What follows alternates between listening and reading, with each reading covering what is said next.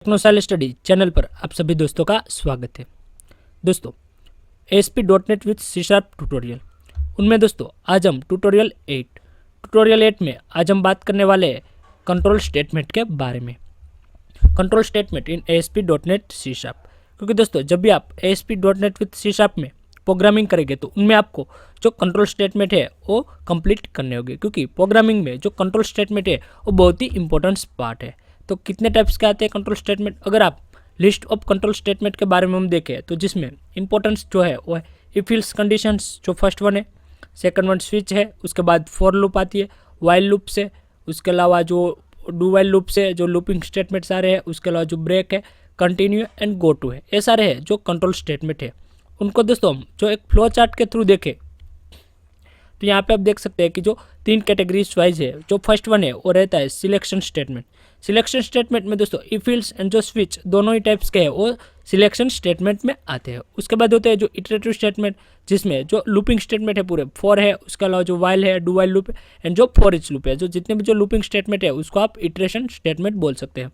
उसके बाद jump statement. Jump statement में दोस्तों देखें तो ब्रेक है, उसके बाद कंटिन्यू है, रिटर्न है एंड गो टू है। तो ऐसे 3 कैटेगरी वाइज जो पूरे जो कंट्रोल स्टेटमेंट है वो होते हैं। जैसे ही हम प्रैक्टिकली देखेंगे तो आपको समझ में आ जाएगा कि जो कैसे तीनों ही वर्क्स करते हैं। उसके बाद यहाँ पे आप देखें इफ एल्स स्टेटमेंट के बारे में हम दोस्तों देखें तो उसको आप 3 कैटेगरी वाइज रखेंगे। फर्स्ट वन है इफ स्टेटमेंट, यानी कि ओनली फॉर जो ट्रू कंडीशन, अगर कंडीशन ट्रू होती है तो हमारी जो कंडीशन है उसका जो फ्लो है वो रन करेगा। उसके बाद एल्स इफ कंडीशन, जिसमें जो इल्स एंड इफ दोनों आती है, ट्रू एंड फॉल्स। उसके अलावा जो इल्स स्टेटमेंट जिसमें ओनली फॉर एल्स आता है। उसके बाद आगे दोस्तों जैसे ही नेक्स्ट बात करें तो यहाँ पे थियोरिकली देखें इफ स्टेटमेंट के बारे में। तो इफ स्टेटमेंट क्या, आप थियोरिकली उसको देखें तो the if statement contains a boolean conditions followed by a single और multiple line code block to be execute. यानी कि जब भी हम मान लो सपोज कि ओनली फॉर सिंगल को हम इटरेशन को हम ट्रू है, अगर जो इटरेशन ट्रू है तो उसको कंडीशन को आगे बढ़ाना चाहते हैं तो हम ओनली फॉर जो इफ स्टेटमेंट है उनका यूज़ करेंगे। तो यहाँ पे देखें सेकंड पॉइंट के बारे में देखें तो क्या है, at a run time if a boolean condition, जो condition evaluated to true then the code block will be execute otherwise not. यानी कि कंडीशन अगर ट्रू रहती है तब जो स्टेटमेंट है वो आगे फ्लो करेगा, अदरवाइज कंडीशन फॉल्स रहती है तो जो हमने फॉल्स में जो कोड एग्जीक्यूट किया है तो वही एग्जीक्यूट होगा। उसके बाद नेक्स्ट यहाँ पे देखें कि इफ स्टेटमेंट के एग्जांपल। यहाँ पे सिंटेक्स के बारे में हम दोस्तों देखें तो सिंटेक्स क्या रहेगी पूरी, इफ यानी जो एक ब्रैकेट, उसके बाद उसमें हम कंडीशन है उसको कॉल कराएंगे।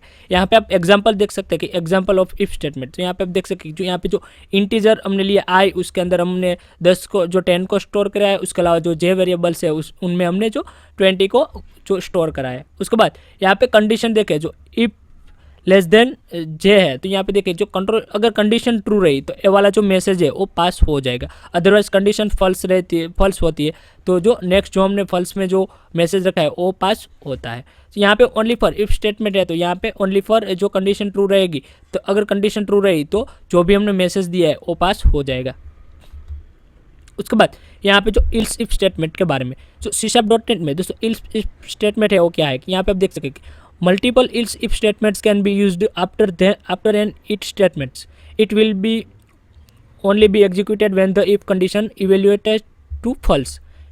So either if or one of the else if statements can be executed but not both. यानी कि मान लो कि else if क्या है कि जो अगर यहाँ पे एग्जाम्पल के थ्रू आप देखें तो आपको ज़्यादा समझ में आ जाएगा। यहाँ पे आप उसका जो else if का एग्जांपल देख सकते हैं। सबसे पहले हम उसकी जो कंडीशन है उसको देखें तो कंडीशन क्या रहेगी, जो सिंटेक्स देखें तो इफ़, उसके बाद जो कंडीशन 1 रहेगी, उसके बाद else if, यानी कि एक कंडीशन अगर ट्रू रहती है अदरवाइज वो ट्रू है और अगर दूसरी कंडीशन है वो भी ट्रू रहती है तो यहाँ पे हमें जो else if को कॉल कराना है। उसके बाद जो लास्ट में जो अगर कंडीशन फॉल्स रहती है तो उसके अंदर हमने जो else में मैसेज को पास करा देना है। यहाँ पे आप एग्जाम्पल को देखें तो यहाँ पे देखें कि जैसे हमने इंटीजर कि यहाँ पे आई के अंदर 10 प्रिंट कराया था, उसके बाद स्टोर कराया था, उसके बाद जे है उसमें 20 को स्टोर कराया है। तो यहाँ पे देखें कंडीशन पहले क्या रहेगी, जो इफ़ आई इक्वल जे, अगर आई इक्वल जे है, अगर कंडीशन ट्रू है तो ये वाला जो मैसेज है वो पास हो जाएगा। अदरवाइज यहाँ पे इल्स इफ लिखी है, यहाँ पे आप देख सकते हैं इल्स इफ में क्या है कि जो आई है उसके बाद आई लेस देन जे, अगर कंडीशन यहाँ पे ट्रू रहती है तो ए वाला जो मैसेज है वो पास होगा, अदरवाइज इल्स में जो आपने मैसेज दिया है तो वो पास हो जाएगा। उसके बाद नेक्स्ट दोस्तों देखें तो else statement. Else statement in C sharp, यहाँ पे आप थियरिकली देखें तो else statement can come only after if or else if statement and can be used only once in the if else statements. The else statement cannot contain any conditions and will be executed when all the previous if and else if conditions evaluate to false. उसको हम example के through दोस्तों explain करें तो यहाँ पे देखें कि इल्स का जो एग्जाम्पल है वो क्या रहेगा। यहाँ पे आपको ऑलरेडी पता है जो आई है वेरिएबल, उनमें जो 20 है वो स्टोर है, उसके अलावा जो जे है तो उनमें 20 स्टोर है। यहाँ पे दोस्तों देखें जो फर्स्ट कंडीशन क्या रहेगी, इफ़ कंडीशन है, इफ़ आई लेस देन जे, यानी कि अगर कंडीशन ट्रू रहती है या तो यहाँ पे आप I greater than J, I less than J, I equal to J, कोई भी यहाँ पे कंडीशन से वो आप दे सकते हैं। यहाँ पे देखें कि इफ़ कंडीशन क्या रहेगी, अगर कंडीशन ट्रू रहती है तो यहाँ पे हमने कंसोल डॉट राइट लाइन में जो मैसेज दिया है तो आई इज़ ग्रेटर देन जे, क्योंकि हमने यहाँ पे जो कंडीशन क्या रखी थी आई इज़ ग्रेटर देन जे, तो अगर कंडीशन ट्रू रहती है तो यहाँ पे आई इज़ ग्रेटर देन जे ये वाला जो मैसेज है वो पास हो जाएगा।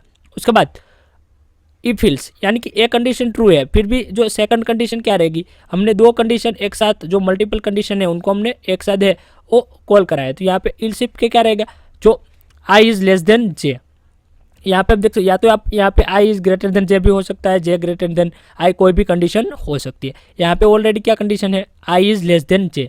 अगर इल्सिफ वाली जो कंडीशन है वो भी ट्रू रहती है तो मैसेज क्या पास होगा, जो हमने कंसोल डॉट राइट लाइन में ये वाला जो मैसेज दिया है आई इज़ लेस देन जे, ये वाला जो मैसेज है वो पास हो जाएगा। उसके बाद अगर दोनों ही कंडीशन से वो फॉल्स रहती है, यानी कि दोनों ही कंडीशन से वो ट्रू नहीं है यानी कि सही नहीं है, तो एल्स में जो आप मैसेज देंगे, जो भी कंडीशन जो भी कोड देंगे तो वो वाला है वो पास होगा। तो उनमें क्या रहेगा कि जो कंसोल डॉट राइट लाइन में यहाँ पे हमने क्या मैसेज दिया, आई इज़ इक्वल टू जे, यानी कि फर्स्ट कंडीशन ट्रू नहीं रही, फॉल्स रही, सेकंड कंडीशन भी फॉल्स रही, तो जो भी हम एल्स में मैसेज देंगे या तो एल्स का जो कोड होगा वही एग्जीक्यूट होगा। सिंपल है दोस्तों। यहाँ पे इफ एल्स को अगर आप ज़्यादा सोचेंगे तो आपको थोड़ा कॉम्प्लिकेटेड लगेगा, लेकिन इतना कुछ नहीं है। और यहाँ पे आप देखो तीनों ही जो स्टेटमेंट है उनको हम आसानी से देख सकते हैं। फर्स्ट वन क्या रखा है, इफ स्टेटमेंट। इफ स्टेटमेंट को सिंपली देखें तो यहाँ पे क्या है कि जो कंडीशन हमने इफ स्टेटमेंट में रखी है, अगर कंडीशन ट्रू रहती है तो जो भी आप मैसेज देंगे वो पास हो जाएगा। सेकंड कंडीशन क्या रहती है कि जो if ills statement, if ills statement में क्या है कि एक साथ जो मल्टीपल जो कंडीशन है वो चेक होती है। यहाँ पे ओनली फॉर जो सिंगल कंडीशन को हम चेक करते हैं इफ में, उसके बाद जो इफ इल्स इफ है उनमें हम मल्टीपल जो कंडीशन है उनको हम चेक करेंगे। उसके बाद है इल्स स्टेटमेंट, यानी कि ओनली फॉर इफ इल्स भी हो सकता है, उसके अलावा तीनों ही एक साथ भी हो सकता है, इफ इल्स इफ और इल्स। यहाँ पे देखें हम अगर सेट करें इफ इन इल्स कंडीशंस, तो अगर कंडीशंस ट्रू नहीं रहती है तो यहाँ पे जो इल्स में जो आप मैसेज देंगे वही पास होगा। तीनों का ही सिंपल वर्क है, कुछ ज़्यादा कॉम्प्लिकेटेड है नहीं। एक ही प्रोग्राम में तीनों ही एक साथ हो सकती है, या तो ज़्यादातर आपको दोस्तों इफ इन इल्स को देखने को मिलेंगे। तो दोस्तों ऐसे ही जो ट्यूटोरियल के रिलेटेड वीडियो मैं आपके समक्ष लाता रहूँगा। अगर दोस्तों आपको वीडियो पसंद आए तो वीडियो को लाइक करो, शेयर करो एंड कमेंट करो। एंड अभी तक आपने हमारे चैनल टेक्नो साइलेंस स्टडी को सब्सक्राइब नहीं किया तो प्लीज़ दोस्तों हमारे चैनल टेक्नो साइलेंस स्टडी को सब्सक्राइब कर दीजिएगा एंड जो बेल आइकन के बटन को प्रेस कर दीजिएगा, ताकि जब भी न्यू वीडियो अपलोड हो तो इसकी नोटिफिकेशन बहुत ही जल्द आपको मिल जाए। दोस्तों बहुत जल्द मिलेंगे एक न्यू वीडियो में एक न्यू टॉपिक के साथ। थैंक यू दोस्तों, धन्यवाद दोस्तों।